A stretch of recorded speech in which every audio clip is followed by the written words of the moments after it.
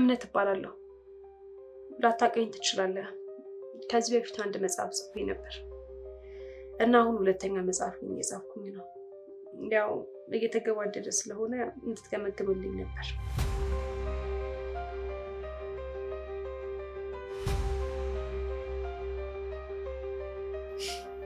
ጨለማና እንቅልፍ ብቻ ያለዋን ወደ ለወንጀልም ይመቻል።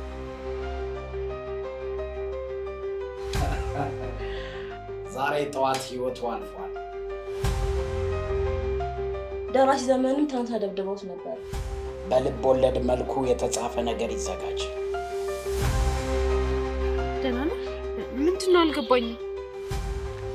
በእርግጠኝነት ገለውት ነው የሚሆነው። ጋሽ ብሩክን ለምን አስገደልሻቸው?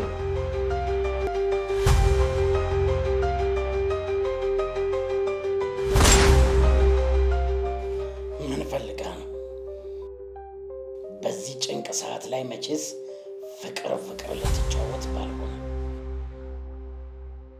አለ አይደለ በፊት ታይፕ ብዬ ማስበውን አይነት መልክ ነው ያለ።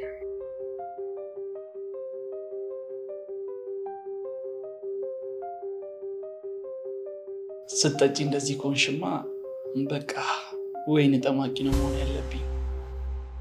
ቆይ ግን መፈጠርሽን ለምን ጠላሽው? ለምንስ ተስፋ አጣሽ? አሁን ባለውበት ሁኔታ እንደዛ እንኳን ደፍሬ ያለኝ ሳይገባኝ ወይም ሳይገባኝ